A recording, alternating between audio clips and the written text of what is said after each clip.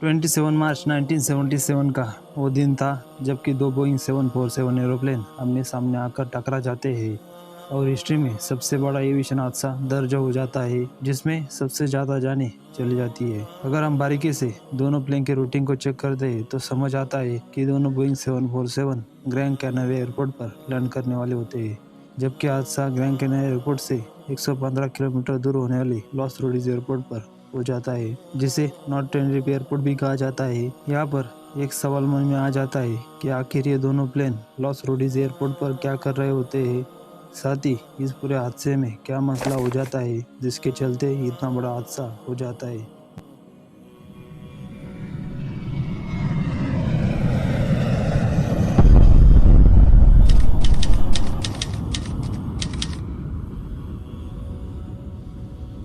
नमस्कार दोस्तों, KLM royal Dutch airline का KLM 4805 27 मार्च 1977 को 234 पैसेंजर्स और 14 क्रू मेंबर के साथ नीदरलैंड के एम्स्टर्डम एयरपोर्ट से टेक ऑफ कर लेता है। उस दौरान जहाज के कप्तान जैकब, जिनकी उम्र 50 साल थी, कैप्टन को 11,700 फ्लाइट आवर्स का एक्सपीरियंस था और सेकंड ऑफिसर क्लास मेयर्स थे, जिनको 9,200 फ्लाइट आवर्स का एक्सपीरियंस था।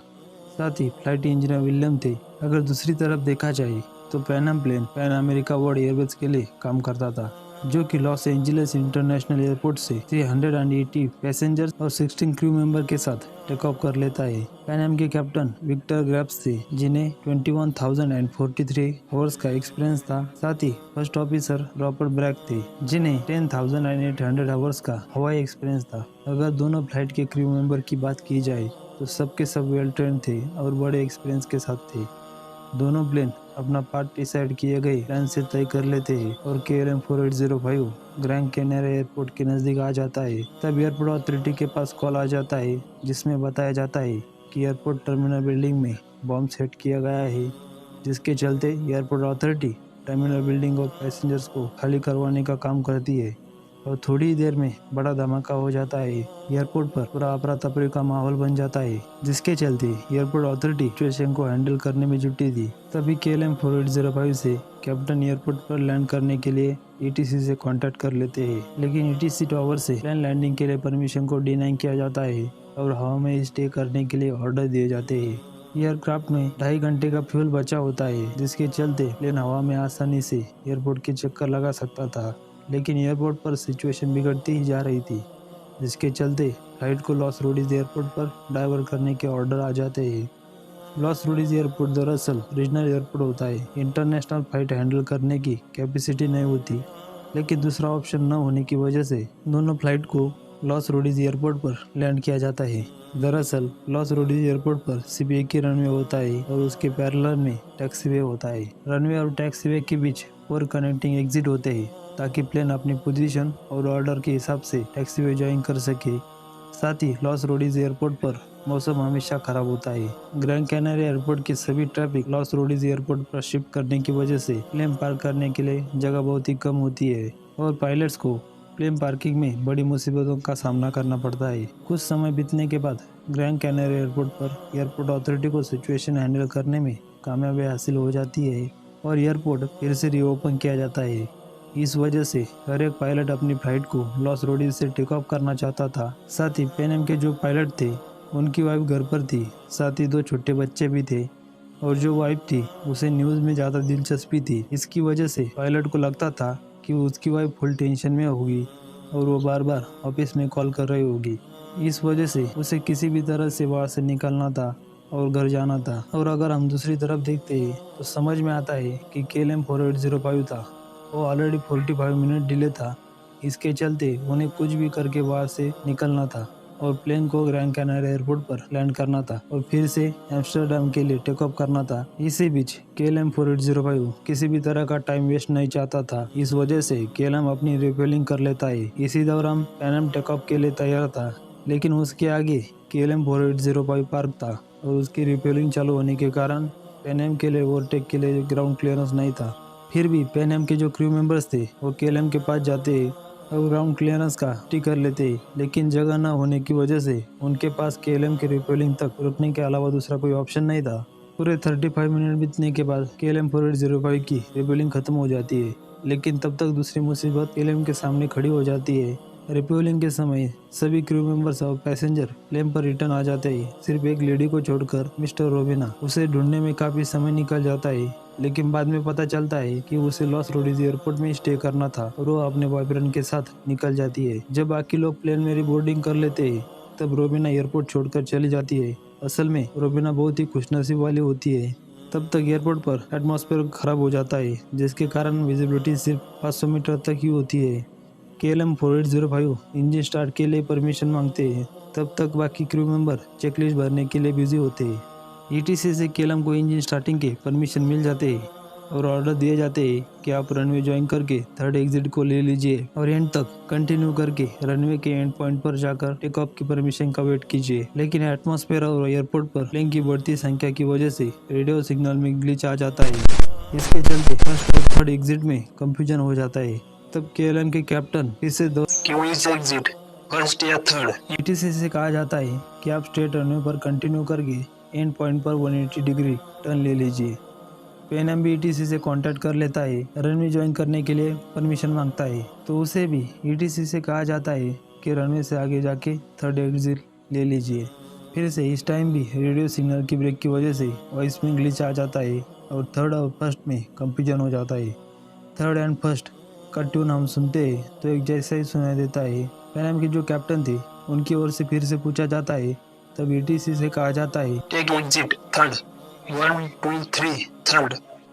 इस टाइम दोनों पायलट को समझ आता है कि थर्ड एग्जिट पे मुड़ना है। तब PNM भी KLM के पीछे पीछे निकल जाता है, लेकिन विजिबिलिटी कम होने की वजह से प्लेन बहुत ही धीरे धीरे चलता है। फर्स्ट एंड सेकंड एग्जिट पार कर लेते हैं, लेकिन विजिबिलिटी कम होने की वजह से कैप्टन से थर्ड एग्जिट मिस हो जाता है और वे आगे निकल जाते हैं। मौसम इतना ख़राब हो जाता है कि PNM के जो कप्तान थे वो आगे जाने वाले KLM को भी नहीं देख पाते और ऊपर से रनवे की लाइट भी नहीं थी। तब तक KLM रनवे के एंड तक पहुंच जाता है और टेक ऑफ की परमिशन का वेट करता है। तभी कैप्टन थर्स्ट लीवर को बढ़ाता है और इंजन को स्पीड अप कर रहा था। तभी फर्स्ट ऑफिसर कहता है कि सर अभी तक ETC से कोई भी क्लियरेंस नहीं आया। तब फिर से कैप्टन लीवर को डाउन करता है और फर्स्ट ऑफिसर ETC से कहता है sir this is KLM 4805 and we are ready for take off and waiting for ETC clearance. हम इन सेंटेंस को सुनते हैं तो समझ आता है कि फर्स्ट ऑफिसर ने दो सेंटेंस को एक ही लाइन में बोला था, we are ready for take off and waiting for clearance. Aviation language में क्लियर और हर एक ऑर्डर्स को अलग से सेंटेंस मेंशन किया है, लेकिन यहाँ पर फिर से गड़बड़ी हो जाती है। ETC ने बता दिया कि आपको टेक ऑफ करके कितना टर्न लेना है और कितने अल्टीट्यूड पे रहना है, लेकिन ETC दूसरे सेंटेंस का जवाब नहीं देती, लेकिन यह कोई टेक ऑफ के परमिशन नहीं होती। लेकिन KLM के कैप्टन इसे परमिशन मान लेते हैं। फिर से KLM के फर्स्ट ऑफिसर ETC से कहते हैं कि we are now at take off. ETC को लगता है कि KLM टेक ऑफ की पोजीशन में है, लेकिन फर्स्ट ऑफिसर कहना चाहता है कि we are taking off not at take off position. KLM का यह लाइन PNM के कैप्टन और ETC दोनों ने सुना। तब सेम टाइम ETC से जवाब आता है कि okay stand by for the take off, मतलब मैं जब तक ना बोलूँ तब तक टेक ऑफ मत करना। लेकिन उसी टाइम PNM के जो पायलट थे वो भी रिप्लाई देते हैं now we are still taxiing down the runway clipper 1736। यहाँ पर दोनों ने KLM को एक ही साथ रिप्लाई किया जाता है।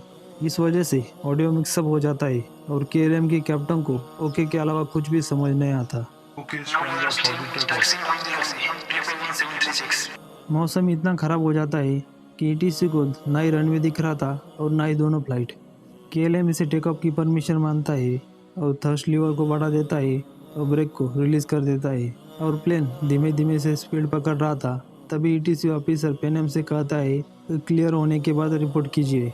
तब PNM के जो पायलट थे वो कहते हैं कि ओके क्लियर करके बताता हूँ। इस रिप्ले को KLM का फर्स्ट ऑफिसर सुन लेता है और कहता है कि इसका क्या मतलब हुआ, क्लियर करके बताता हूँ, क्या आप अभी भी रनवे पर हो।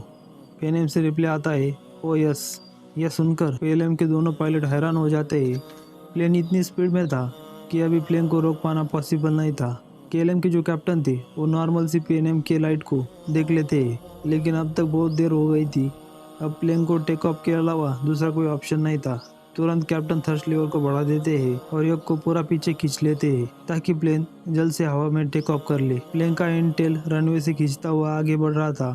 केएलएम का सामने वाला कॉकपिट वाला हिस्सा हवा में तो उड़ जाता है, लेकिन इतना भी नहीं कि पेनम के ऊपर से निकल जाए। साथ में रिपेलिंग की वजह से प्लेन में वेट भी काफी बढ़ गया था।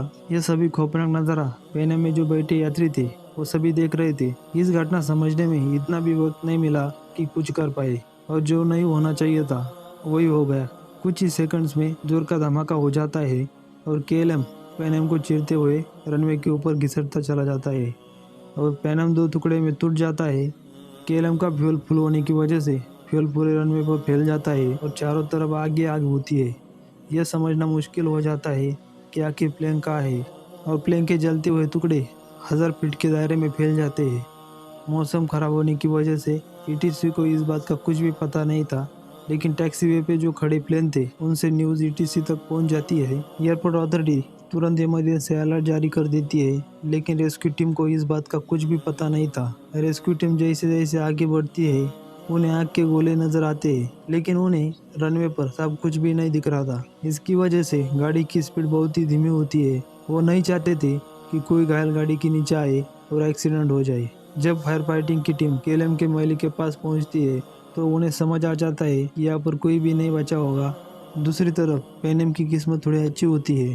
कॉकपिट के पास वाला जो कंपार्टमेंट का हिस्सा होता है, अभी भी कोई यात्री जिंदा होते हैं और टूटे हुए हिस्से से बाहर निकल रहे थे। इस पूरे हादसे में केएलएम के सभी यात्री और क्रू मेंबर्स मारे जाते हैं, सिर्फ एक को छोड़कर, मिसेस रोबिना, जिसे प्लेन में रिपोर्टिंग नहीं की थी। उधर पेनम में 396 लोगों में से 335 लोग मारे जाते हैं और सिर्फ 61 लोग ही बच जाते हैं, जिसमें दोनों पायलट और फ्लाइट इंजीनियर शामिल होते हैं। इस पूरे हादसे में बारीकी से देखते हैं तो समझ आता है कि केएलएम फ्लाइट को टेक ऑफ की किसी भी तरह के ऑर्डर नहीं थे। साथ ही फ्यूल फुल होने की वजह से फ्लाइट 35 टन भारी हो जाती है। साथ ही एयरपोर्ट पर ग्राउंड राडार भी मौजूद नहीं था, जिसके चलते ईटीसी को किसी भी तरह की प्लेन की कोई भी लोकेशन पता नहीं थी। साथ ही वर्कलोड केएलएम फ्लाइट को फिर से एम्स्टर्डम जाना होता है। टेंशन और टेस्ट के चलते जल्दबाजी में डिसीजन लिया जाता है, और ऊपर से विजिबिलिटी। यहाँ पर एक बात समझ में आ जाती है कि कौन सा भी एक्सीडेंट होने के लिए एक फैक्टर काफ़ी नहीं होता। बहुत सारे गलत डिसीजन की वजह से एक्सीडेंट हो जाता है।